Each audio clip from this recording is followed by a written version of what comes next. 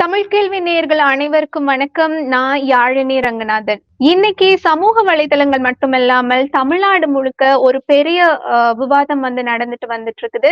நேற்றைக்கு ஒன்றிய நிதியமைச்சர் நிர்மலா சீதாராமன் அவர்கள் தமிழகத்துல நடந்த வெள்ள பாதிப்புகள் குறித்தும் அதனை தமிழக அரசு கையாண்ட விதம் குறித்தும் பல்வேறு கருத்துக்களை தெரிவிச்சிருக்கிறாங்க. அதுதான் இன்னைக்கு தமிழ்நாடு முழுக்க ஒரு பெரும் பேசு பொருளாக நிகழ்ந்துட்டு இருக்குது. அவர்கள் கூறிய கருத்துக்கள், அவர்கள் கூறிய பதில்கள், அவர்கள் எழுப்பிய கேள்விகள் குறித்து நம்முடைய விவரமாக பேசுவதற்கு இணைந்திருக்கிறார் ஊடகவியலாளர் இந்திரகுமார் தேரடி அவர்கள். அவர்களை வணக்கம் சொல்லி வரவேற்போம். வணக்கம் சார். வணக்கம். சமூக வலைதளங்கள்ல பெரும்பாலும் கேட்கக்கூடிய ஒரு கேள்வி என்னன்னா, தமிழகத்துல நடந்த வெள்ள பாதிப்புகளுக்கு ஒன்றிய அரசு ஒதுக்கினதாக கூறப்படும் நிதி குறித்து நாங்க தமிழகத்துல நடந்த வெள்ள பாதிப்புகளுக்கு நிதி ஒதுக்கிட்டோம் அப்படின்னு ஒன்றிய அரசுல இருந்து சொல்லப்படுது. ஆனா அதே நேரத்துல தமிழக அரசின் சார்பில் அது ஏற்கனவே மாநில அரசுக்கு ஒதுக்கப்பட்ட நிதியில இருந்து தான் அவங்க கொடுத்திருக்கிறாங்க அப்படின்னு ஒரு கருத்து போயிட்டு இருக்குது. இதுல உண்மை நிலவரம் என்ன இந்த நிதி குறித்து? இல்ல, இதுல நீங்க ரொம்ப சரியான ஒரு வார்த்தையை பயன்படுத்தினீங்க. ஒதுக்கியதாக சொல்லப்படுகின்ற நிதி அப்படின்ற அந்த வார்த்தை ஏன் ஒதுக்கியதாக சொல்லப்படுகிறது அப்படின்னா, உண்மையிலேயே ஒன்றிய அரசு தனியாக எந்த நிதியும் ஒதுக்கல. 15வது நிதிக்குழுவின் பரிந்துரையின்படி 2021 2026 வரைக்கும் 5 நிதியாண்டுகளுக்கும் எவ்வளவு நிதி ஒதுக்கீடு செய்யப்பட வேண்டும், மொத்தமா எவ்வளவு எக்ஸ்பெண்டிச்சர் அப்படின்றதெல்லாம் ஆல்ரெடி கால்குலேட்டட். அப்போ அதன் அடிப்படையில ஒவ்வொரு ஆண்டும் ஒவ்வொரு மாநிலத்திற்கும் ஒவ்வொரு கட்டமாக தொகை விடுவிக்கப்படும். அப்படி விடுவிக்கப்பட வேண்டிய ஏற்கனவே மாநிலங்களுக்கு கொடுக்கப்பட வேண்டிய தொகைதான் அந்த 900 கோடி. முதல் இன்ஸ்டால்மெண்ட் ஜூனு, அடுத்த இன்ஸ்டால்மெண்ட் டிசம்பர், இப்படி 2 இன்ஸ்டால்மெண்ட்டாக அது ஒதுக்கியே தீரணும். இந்த 4ஆம் தேதி வெள்ளம் வரவே இல்லைனாலும் கூட இந்த 450 கோடி அப்படின்றது ஒதுக்கியே தீர வேண்டிய தொகைதான். அதனால எந்த கூடுதலான நிதியும் கொடுக்கவில்லை. ஏன் கூடுதலான நிதி கோருகிறோம்? அதான் 900 கோடி வந்துருச்சு, மாநில அரசு ஒரு 300 கோடி போட வேண்டியது இருக்கு, 1200 கோடி அப்படின்லாம் கணக்கு எடுத்துக்கலாம். அதாவது 450 கோடின்னு கணக்கு எடுத்துக்கிட்டாலும் 450 தமிழ்நாடு அரசினுடைய தொகை எல்லாத்தையும் சேர்த்து ஒரு ரவுண்ட் ஆஃப் பண்ணோம்னா இவ்வளவு பெரிய தொகை போதாதா அப்படின்னு சிலர் கேள்வி எழுப்புறாங்க. நிச்சயமாக போதாது. ஏன் போதாது அப்படின்னா, கலாமிட்டி ஆஃப் சிவியர் நேச்சர் அப்படின்னு ஒண்ணு இருக்குது. இந்த கலாமிட்டி ஆஃப் சிவியர் நேச்சருக்கு மாநிலங்களுக்கு ஒதுக்கப்படுகின்ற அல்லது மாநிலங்களுக்கு ஒதுக்கியே தீர வேண்டிய இந்த தொகை என்பது போதாது. அதனாலதான் என்டிஆர்எஃப்னு ஒன்னே கான்ஸ்டியூட் பண்றாங்க. எஸ்டிஆர்எஃப் போதும் அப்படின்னா, அதாவது இப்போ ஒதுக்கப்பட்டிருக்கக்கூடிய அல்லது ஒதுக்கியே தீர வேண்டிய இந்த தொகை இருக்கு இல்லையா, இதை தாண்டி ஒரு நிதியை ஏன் வச்சிருக்கணும்? அப்படி ஒண்ணு இல்லாமலே பண்ணிருக்கலாமே. அப்போ அது வைக்கப்பட்டிருப்பதற்கு ஒரு சிறப்பான காரணம் இருக்கிறது. அந்த காரணம் என்ன அப்படின்னா, கலாமிட்டி ஆஃப் சிவியர் நேச்சர் அல்லது டிசாஸ்டர் ஆஃப் ரேர் சிவியாரிட்டி அப்படின்னு சொல்லுவாங்க. பெரும் இடர்பாட்டை தந்த ஒரு பேரிடர் அப்படின்றது, பேரிடரும் மிகப்பெரிய பேரிடர் அப்படின்ற அளவுல அதை எடுத்துக்கலாம். அப்படியான ஒன்று ஏற்படும் பொழுது என்டிஆர்எஃப்ல இருந்து தொகையை விடுவிக்க வேண்டும் அப்படின்றதுதான் சட்டம் சொல்லுவது. ஆனா தமிழ்நாடு அரசு அதைத்தான் வலியுறுத்தி கேட்கிறது. இந்த தேசிய பேரிடர் அப்படின்ற அந்த வார்த்தையை வைத்து ஜாலம் காட்டுகிறார்கள் ஒன்றிய அமைச்சர்கள் பல பேர். ஆனா அது அல்ல. நம்ம கேட்கறது இத கலாமிட்டி ஆஃப் சிவியர் நேச்சர்னோ டிசாஸ்டர் ஆஃப் ரேர் சிவியாரிட்டினோ ஏன் அறிவிக்க மாட்டீங்க? அதை அறிவிச்சா என்டிஆர்எஃப் கட்டாயமாக ஒதுக்க வேண்டிய நிர்பந்தம் ஏற்படும். அதனாலதான் வேண்டுமென்றே அதை அறிவிக்காமல் தவிர்த்து கொண்டே இருக்கிறார்கள். மாநில அளவிலான பேரிடர் அப்படின்னு இதை கருதலாம். ஆமா, மாநில அளவிலான பேரிடர் தான். ஆனா மாநிலத்தால் சமாளிக்கக்கூடிய பேரிடராக இது இருந்திருக்கிறதா அப்படின்னா இல்ல. இவங்களே சொல்றாங்க, நாங்க ப்ரெடிக்ஷன் கொடுத்துட்டோம்னு. அவங்க கொடுத்த ப்ரெடிக்ஷன் அளவுக்கு தான் மழை பெய்ததா? ரெட் அலர்ட்னு சொல்றாங்க. 16ஆம் தேதி சாயங்காலமே மழை தொடங்கிருச்சு. 17ஆம் தேதி மதியத்துக்குள்ளேயே 20 சென்டிமீட்டர் மழை பெஞ்சிருச்சு. அப்போ 20 சென்டிமீட்டரை தாண்டி பெஞ்சிட்டு இருக்கிற ஒரு மழைக்கு இன்னும் 3 மணி நேரத்துல வரப்போகுது ரெட் அலர்ட் அப்படின்னு சொல்லிட்டு 17ஆம் தேதி மத்தியானம் 2 மணிக்கு அறிவிப்பு கொடுக்கிறது சென்னை வானிலை ஆய்வு மையம். அப்போ மதியம் 2 மணிக்கு முன்னாடி பெஞ்ச மழைக்கு யார் கணக்கு, யார் பொறுப்பு? அதற்கெல்லாம் எந்த விதமான பதிலையும் ஒன்றிய நிதியமைச்சர் சொல்லவில்லை. கூடுதலா இந்த நிதி கோருதல் அப்படின்ற அந்த கேள்வியின் அடிப்படையில இப்போ 20 சென்டிமீட்டருக்கு பெய்யுது அப்படின்னா சரி எஸ்டிஆர்எஃப் போதும் அப்படின்னு அவங்க தரப்புல ஒரு நியாயமான பார்வையாவது அது முன்வைக்கிறான். பெஞ்சிருக்கிறது காயல்பட்டினத்துல 100 சென்டிமீட்டர் மழை பெஞ்சிருக்குது. ஒவ்வொரு இடங்கள்ல 90 சென்டிமீட்டருக்கு அதிகமா மழை பெஞ்சிருக்குது. ஒரு வருஷம் பெய்ய வேண்டிய மொத்த மழையும் ஒரே நாள்ல கொட்டி தீர்த்து இருக்குது. அப்போ இந்த ரேர் சிவியாரிட்டிய நீங்க கணக்கில் எடுத்துக்கொண்டு ஒரு அட்வான்ஸ் அமௌண்ட்டை ரிலீஸ் பண்ணுங்க, ஒரு ப்ரீ இன்ஸ்டால்மெண்டா ரிலீஸ் பண்ணுங்க என்டிஆர்எஃப் அப்படின்னு கேட்கிறோம். முடியாதுன்றாங்க. இதுக்கு முன்னாடி ஒதுக்குனதே இல்லையா அப்படின்னா அந்த அந்த இடத்துக்கு தான் நிர்மலா சீதாராமன் அவர்கள் பதிலே சொல்லல. அவங்க சொன்ன ஒரு விஷயம் என்னன்னா, இதுக்கு முன்னாடி நேஷனல் டிசாஸ்டர்னு அறிவிச்சதில்லை. சரி, 1999 ஒரிசாவில நடந்த ஒரு புயல் பாதிப்பை தேசிய பேரிடர் அறிவிச்சிருக்கிறாங்க. 2005 சட்டம் மாறிடுச்சு, அதுல இருந்து எதையும் அறிவிக்கலன்னே வச்சுப்போம். ஆனா முன்பணம் விடுவித்தல் அப்படின்றது பல்வேறு மாநிலங்களுக்கு விடுவிக்கப்பட்டிருக்கிறது. அந்த அடிப்படையில் தான் தமிழ்நாடு அரசு 5000 கோடி முன்னெச்சரிக்கையாக விடுவிக்க வேண்டும் அப்படின்னு கோரிக்கை வச்சோம். இதை இன்னைக்கு புதுசா வைக்கல. ஏற்கனவே ஜூன் மாசமே KKSSR அவர்கள் மாநிலங்களுக்கு ஒதுக்குகின்ற நிதி போதாது அப்படின்றத தேசிய பேரிடர் மேலாண்மை துறை அமைச்சர்கள் கலந்து கொண்ட கூட்டத்தில் ஏற்கனவே உள்துறை அமைச்சர் அமித்ஷா அவர்களிடம் நேரடியாகவே கோரிக்கை வச்சிருக்கிறாரு. அப்பையும் பதில் இல்லை. இதுதான் தமிழ்நாடு கோருவது. இப்போது வரைக்கும் என்டிஆர்எஃப்ல ₹1 கூட ஒதுக்கல. ஒன்றிய அரசு முழுக்க முழுக்க தன் கட்டுப்பாட்டில் மட்டுமே வைத்திருக்கின்ற அல்லது தான் நினைத்தால் விடுவிக்கக்கூடிய அந்த நிதியை இப்போது வரைக்கும் விடுவிக்கவில்லை. ஒதுக்கியே தீர வேண்டிய அந்த தொகையை மட்டும்தான் ஒதுக்கி இருக்கிறாங்களே தவிர கூடுதலா எதுவும் ஒதுக்க. இப்போ நீங்க சொன்ன பதில இருந்து ஒரு கேள்வி எழுதி என்னன்னா வந்து தமிழ்நாடு முதலமைச்சர் மு.க.ஸ்டாலின் அவர்களுமே வந்து ஒன்றிய அரசிடம் தமிழகத்தில் நடந்த வெள்ள பாதிப்புகளை தேசிய பேரிடராக வந்து அறிவிக்க வேண்டும் அப்படின்னு வந்து ஒரு கோரிக்கை விடுத்திருந்தாரு. நேற்றுக்கு நிர்மலா சீதாராமன் அவர்கள் என்ன சொல்றாங்கன்னா வந்து தமிழகத்தில் நடந்த வெள்ள பாதிப்புகளை வந்து நாங்க தேசிய பேரிடராக அறிவிக்க முடியாது, நாங்க எங்கேயுமே அறிவிச்சதில்லை அப்படின்னு. அதுக்கான ஒரு பின்னணி என்ன அப்படின்னு பார்க்கும்பொழுது உங்களுடைய பதில இருந்து நம்ம அப்படி அறிவிச்சோம்னா நம்ம வந்து அதிக நிதி ஒதுக்க வேண்டிய ஒரு காரணம் வரும், அந்த காரணத்துக்காக தான் அவங்க அதை கோட் பண்றாங்களா? ஆமா, அதிகமான நிதி ஒதுக்க வேண்டும்ன்ற கட்டாயம் அதுல ஏற்படுது. அந்த கட்டாயத்தை தவிர்த்து கொள்வதற்காக இதை அறிவிக்க முடியாது அப்படின்றாங்க. சரி, அறிவிக்கிறதுக்கு இதுவரைக்கும் அறிவிச்சது இல்ல, புதுசா அறிவிங்க. இனிமேல் அறிவிப்பது நடைமுறையா மாத்துங்க. ஏன் மாத்த மாட்டீங்க? 60 ஆண்டுகளாக இந்த நாடு சீரழிந்து விட்டது. நேருவின் காலத்தில் இருந்து மோடி வரும் வரைக்கும் இந்த நாட்டில் எந்த நல்ல விஷயங்களும் நடக்கவே இல்லைன்னு சொல்றீங்களா? நீங்க நல்ல விஷயத்த நடத்துங்க. இதை தேசிய பேரிடரை அறிவிக்கிறதுக்கான புதிய வழக்கத்தை உருவாக்க வேண்டும் அப்படின்றது தானே. ஆனா அப்படி உருவாக்க முடியாது அவங்களால. நிச்சயமாக அவர்களால் முடியும். இருக்கிற ரேர் சிவியாரிட்டி அல்லது கலாமிட்டி ஆஃப் சிவியர் நேச்சர் அப்படின்றதே அவங்க அறிவிக்க மறுக்கிறாங்க. இப்போ புதுசா போய் நம்ம ஒரு விஷயத்த மாற்றி அமைங்கன்னு சொன்னா அவங்க நிச்சயமாக மாற்ற போவது கிடையாது. ஒரே ஒரு விஷயம்தான், மாநிலத்துக்கு நிதி கொடுக்கிறது முடியாது. மாநில மக்கள் பாதிக்கப்படுகிறார்கள். மாநிலத்தில் இருக்கக்கூடிய வெள்ளம் பாதித்த 8 மாவட்டங்கள், இந்த 8 மாவட்டங்களில் இருக்கக்கூடிய மக்கள் எவ்வளவு பொருளாதார இழப்பை சந்தித்திருக்கிறார்கள். ஒவ்வொருவருடைய வீட்டுல இருக்கக்கூடிய இஎம்ஐ கட்டி வாங்கிய fridge, AC, washing machine, TV, wet grinder, mixie, எவ்வளவோ அடிப்படையான விஷயங்கள் எல்லாம் இன்றைக்கு சீரழிந்து போயிருக்கின்றன. இதே நேரத்துல கூடுதலா எண்ணெயை வேற கசிய விட்டுருக்கிறாங்க. அந்த எண்ணெயை கசிய விட்டதுக்கும் தமிழ்நாடு அரசு இப்போ நிவாரணம் கொடுத்து கொண்டிருக்கிறது. 12,500 ரூபாய். கசிய விட்டது யாரு? ஒன்றிய அரசு நிறுவனமாகிய சிபிசிஎல். அப்போ ஒரு பேரிடரை பயன்படுத்தி கொண்டு எண்ணெயை கசிய விட்டிருக்கிறார்கள். இதே மாதிரி ஒரு மாநில அரசின் கிடங்கிலிருந்து ஏதோ ஒன்று கசிந்து விட்டதுன்னு சொன்னா இந்த ஒன்றிய அரசு சும்மா இருக்குமா? அல்லது ஊடகங்கள் தான் சும்மா இருப்போமா? நிச்சயமாக அதை எதிர்த்து கேள்வி எழுப்புவோம். அப்போ ஒன்றிய அரசு நிறுவனத்திலிருந்து ஒரு டன் கணக்குல என்ன 100 கிலோமீட்டருக்கு மேல வங்கக்கடல்ல அந்த எண்ணெய் படர்ந்து விட்டது. அந்த படர்ந்த எண்ணெயை நீக்குவதற்கு தமிழ்நாடு அரசு போராடி கொண்டிருக்கிறது. டிப்பர்களை வைத்துக் கொண்டு, பல்வேறு இயந்திரங்களை வைத்துக் கொண்டு. இதற்கு முந்தைய ஆட்சியில வாளியை வச்சு அள்ளிட்டு இருந்தாங்க. இப்போ வாளியை வச்சுதான் அல்லல, நவீன இயந்திரங்களை கொண்டு அள்ளி இருக்கிறோம். அப்படி அள்ளி இப்ப சுத்தப்படுத்தி இருக்கிறோம். ஆனா இந்த 15 நாட்களில் ஏற்பட்ட பாதிப்பு அப்படின்றது இர்ரிவர்சிபிளான பாதிப்பு.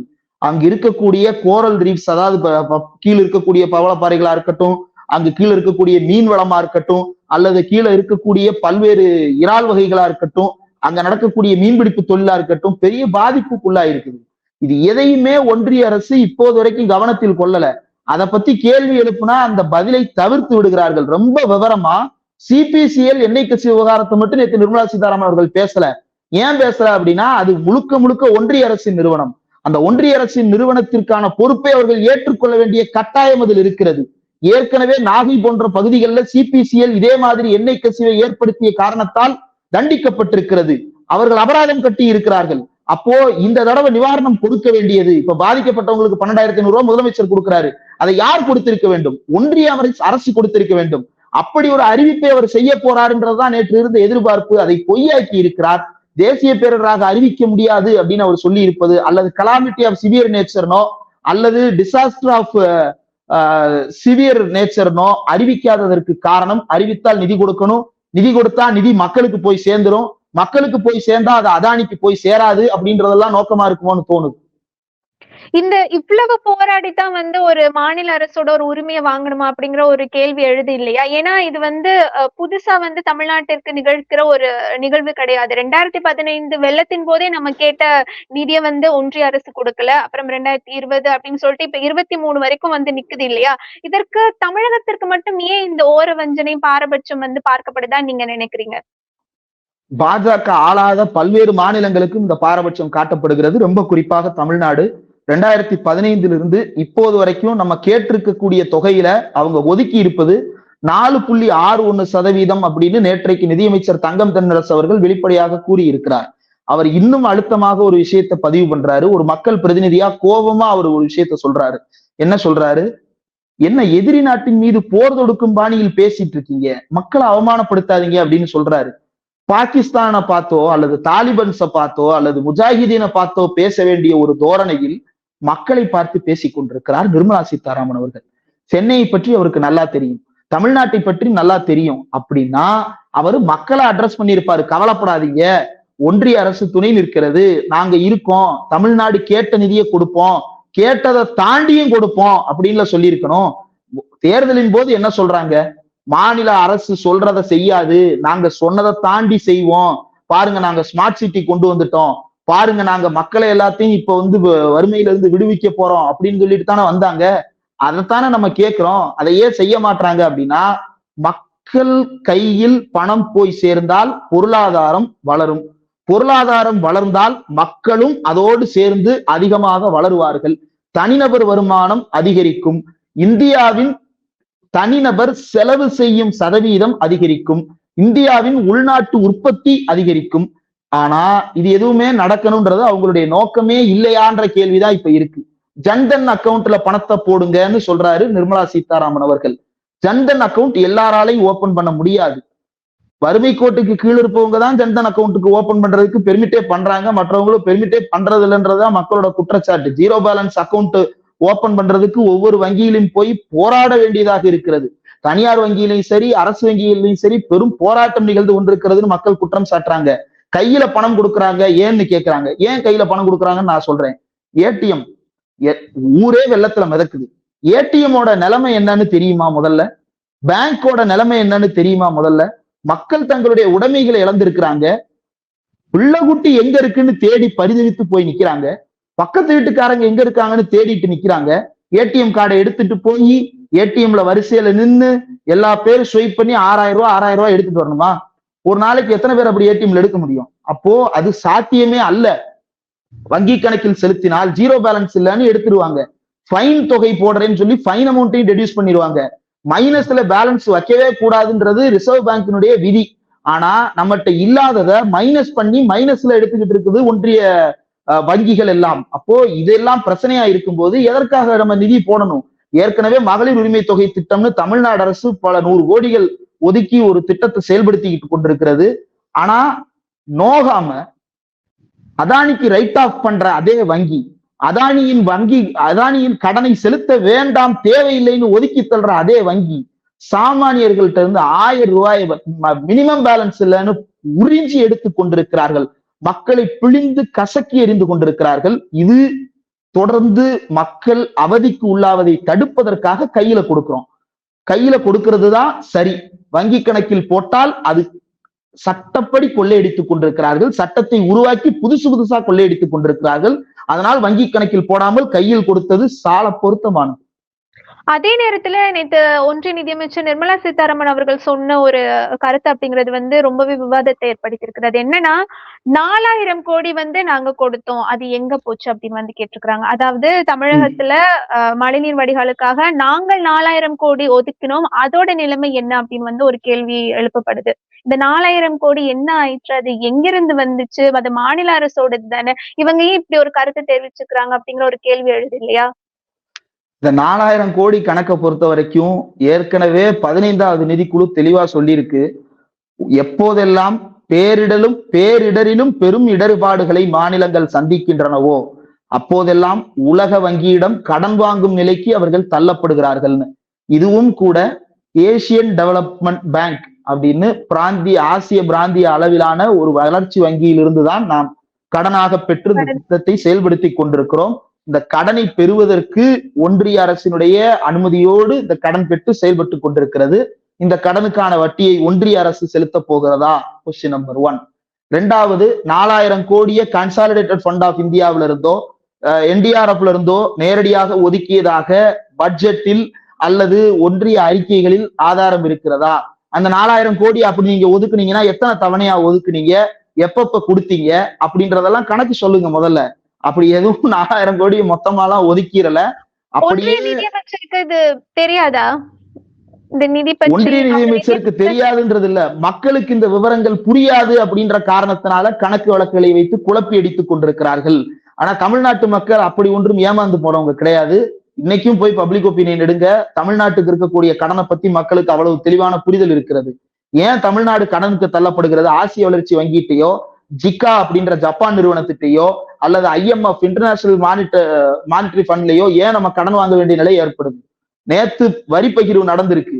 உத்தரப்பிரதேசத்துக்கு 13,000 கோடி ஒதுக்கி இருக்கீங்க.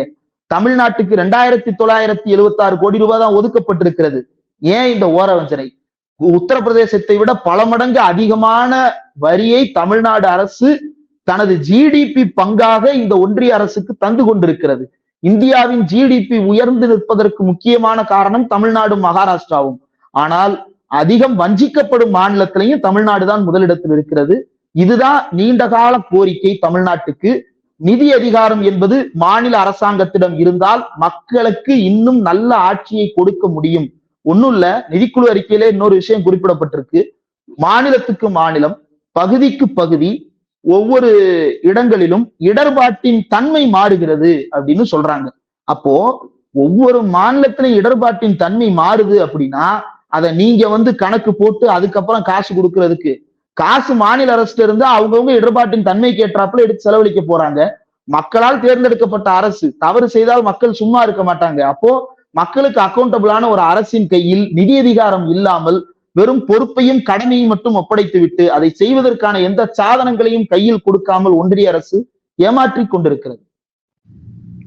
ரொம்ப அருமையான விளக்கங்களை கொடுத்தீங்க. இந்த நிதி பங்கீடு தொடர்பாகவும் சரி, தமிழகத்துல நடந்த வெள்ள பாதிப்பு குறித்து ஒன்றிய நிதியமைச்சர் அளித்த பதில்கள் குறித்தும். என்னுடைய இறுதி கேள்வி என்னன்னு பாத்தீங்கன்னா, இந்த ஒரு வேர்ட் அப்படிங்கிறது தமிழகத்துல ஒரு சுழற்சி முறையில வந்துட்டே இருக்கு அப்படின்னு சொல்லலாம். இந்த அப்ப ஆத்தா அந்த வேர்டு அப்படிங்கிறது தொடர்ந்து அது ஏதோ ஒரு இடத்துல முற்று பெறாம தொடர்ந்து வந்துட்டே இருக்கு இல்லையா? மாண்புமிகு உதயநிதி ஸ்டாலின் அவர்கள், அமைச்சர் அவர்கள் ஒரு கருத்து தெரிவிக்கிறாங்க. அது வினைக்கு ஒரு எதிர்வினையா தான் பார்க்கப்படுது இல்லையா? ஒன்றிய அமைச்சர் இந்த மாதிரி தமிழகத்திற்கு நிதி வேணும் அப்படின்னு சொல்லும் பொழுது நாங்க என்ன ஏடிஎம் வச்சிருக்கோமா அப்படின்னு ஒரு கேள்வி எழுப்பப்படுது. ஆனா அது குறித்து யாருமே கேள்வி எழுப்பல. அதற்கு எதிர்வினையா உதயநிதி ஸ்டாலின் அவர்கள் இது உங்க அப்பா வீட்டு சொத்தா நாங்க கேட்கிறது அப்படின்னு ஒரு வழக்காடல் மொழியில கேட்டிருக்காரு. அது எதிர்கட்சி தலைவர்களால விமர்சிக்கப்பட்டு இன்றைக்கு நேற்று ஒன்றிய நிதியமைச்சர் நிர்மலா சீதாராமன் அவர்கள் வரைக்கும் அந்த இஷ்யூ போயிட்டு இருக்கு. அதுக்கு அவர்கள் என்ன சொல்றாங்கன்னா, இது உங்க தாத்தாவா இல்ல ஆத்தாவா அந்த மாதிரி இந்த கன்ஃபியூஷன் போயிட்டே இருக்கு இல்லையா? ஒரு கட்டத்துல உதயநிதி ஸ்டாலின் அவர்கள் இந்த வார்த்தையை உபயோகிக்கப்படுத்திருக்க கூடாது அப்படிங்கிற ஒரு கருத்து நிறைய தரப்புல இருந்து வைக்கப்படுது. இது பற்றி உங்களுடைய பார்வை என்ன? உதயநிதி ஸ்டாலின் சொன்னது மக்கள் மனசுல இருக்கக்கூடிய கோபம். மக்களோட சேர்ந்து அவர் வெள்ளத்தை பார்வையிட்டு வர்றவர்கிட்ட போய் நாங்க என்ன ஏடிஎம்மா அப்படின்னு ஒருத்தர் கேட்டா என்ன உங்க அப்பா வீட்டு காசையா கேட்கிறோம் அப்படின்றது இயற்கையான கோபம். அவர் யாரையும் பெர்சனலைஸ் பண்ணி பேசல. இந்த அமைச்சர் அப்பா வீட்டு காசா, நிர்மலா சீதாராமன் அவர்கள் அப்பா வீட்டு காசா அப்படின்லாம் அவர் கேட்கல. அவர் பேசியது ஒரு ரெட்டாரிக். ஆனா அந்த ரெட்டாரிக்கு தார்மீக அடிப்படையிலான நியாயமுள்ள கோபமும் அதன் பின்னணியில் இருக்கிறது. அந்த அடிப்படையில தான் அந்த கேள்வி வந்தது. ஆனா நிர்மலா சீதாராமன் அவர்கள் நேற்று பேசியது அப்பட்டமான வசைபாடல். அதற்கு பின்னால் பல்வேறு ஒடுக்குமுறை சித்தாந்தங்கள் ஒளிந்து கொண்டிருக்கின்றன. அததான் உதயநிதி ஸ்டாலின் அவர்கள் சில மாதங்களுக்கு முன்னாடி சனாதனத்தை ஒழித்தே தீருவோம் அப்படின்னு பேசினாரு. ஊர்ல இருக்கிற எல்லாருக்கும் தெரியும், அப்பா வீடுன்னு சொல்றதுக்கும் ஆத்தா வீடுன்னு சொல்றதுக்கும் இருக்கக்கூடிய அழுத்தமும் அதற்கு பின்னால் இருக்கக்கூடிய வசையும் அர்த்தமும் புரியும். அந்த அடிப்படையில உதயநிதி பேசியது கோபம், நிர்மலா சீதாராமன் அவர்கள் பாடியிருப்பது வசை. கூடுதலா நாங்க என்ன ஏடிஎம்மா அப்படின்னு கேட்டாருல்ல ஒன்றிய இணையமைச்சர் ஒருத்தர், ஆமா நீங்க ஏடிஎம் தான். மாநில அரசு ஒன்றிய அரசுன்ற ஏடிஎம் மிஷின்ல போட்டிருக்கிற காசை தேவைப்படுறப்ப வித்ட்ரா பண்ணிக்கும், அல்லது வித்ட்ரா பண்றதுக்கான லிமிட் இருக்கணும். அதுதான் மாநிலங்களுடைய கோரிக்கை. ஆக ஒன்றிய அரசு என்பது அல்லது ஒன்றிய நிதி என்பது ஏடிஎம் தான். நமக்கு எனி டைம் மணி அப்படின்னு சொல்லலாம், ஆட்டோமேட்டட் டெல்லர் மிஷின் சொல்லலாம். மாநிலத்துக்கு தேவைப்படுறப்ப பணம் கொடுக்கலன்னா ஒன்றிய அரசு அப்படிதான் இருக்கா? ஒன்றிய அரசு அப்படித்தான் இருக்கணும். அதுதான் அவங்களுக்கான வரையறை. அவங்களுடைய பட்ஜெட்டும் சரி, அவங்களுடைய அலோகேஷனும் சரி அப்படிதான் இருக்கணும். ஏன் ஷேர் பண்றோம்? மாநில அளவுல ஏன் நிதிகளை பங்கீடு செய்யறோம்? அந்த ஏடிஎம் மிஷின்ல இருக்க நம்ம எல்லாரும் சேர்ந்து போட்டு வச்சிருக்கிற அந்த மிஷின்ல இருந்து நம்ம எல்லாரும் ஆனுவலா பிரிச்சுக்கிறது அப்படின்றதுதான் அதனுடைய கான்செப்டே. அப்போ நீங்க ஏடிஎம்மான்னு கேட்டீங்கன்னா ரெட்டாரிக்கா சொல்றதுன்னா ஆமா ஏடிஎம் தான். லாஜிக்கலா பார்த்தோம்னாலும் நீங்க ஏடிஎம் தான். எப்போ மாநில அரசு பணம் கேட்டாலும் கொடுக்க வேண்டும்.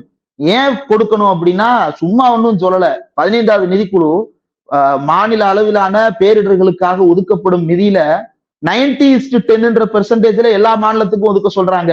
நீங்க 70:25 தான் ஒதுக்கிட்டு இருக்கீங்க. எப்ப 90 ஆக்க போறீங்கன்னு கேட்டா, நாங்க ஜிஎஸ்டி ஸ்டெபிளைஸ் ஆன உடனே, ஜிஎஸ்டி அறிமுகப்படுத்தப்பட்டு 5 ஆண்டுகளுக்கு மேலாச்சு, இன்னுமா ஸ்டெபிளைஸ் ஆகல? ஏன் இந்த ஏமாற்று வேலை? மாநில அரசு கேட்பது என்பது அரசாங்கம் கேட்கிறது என்ற பொருள் அல்ல. மக்கள் கேட்கிறார்கள், மக்களுடைய பிரதிநிதிகள் கேட்கிறார்கள். இதற்கு முந்தைய காலங்களிலும் அப்படித்தான் கோரப்பட்டிருக்கிறது. அந்த நிதி வரவில்லை, அது வர வேண்டும். அது வருமா அப்படின்னா இந்த அரசு இருக்கும் வரைக்கும் நாம் போராடித்தான் அதை பெற்றுக்கொள்ள வேண்டிய ஒரு நிர்பந்தத்திற்கு தள்ளி இருக்கிறார்கள். அந்த போராட்டம் தான் அடுத்து வரக்கூடிய நாடாளுமன்ற தேர்தலை தீர்மானிப்பதாகவும் அமையுது. நன்றி இந்திரகுமார் தேரடி. உங்களுடைய கருத்துக்களை உங்களுடைய நேரத்தை ஒதுக்கி எங்களுடன் ஷேர் பண்ணதுக்கு ரொம்ப நன்றி. இன்னொரு நேர்காணலில் உங்களை சந்திக்கிறேன். அதுவரை நன்றி, வணக்கம்.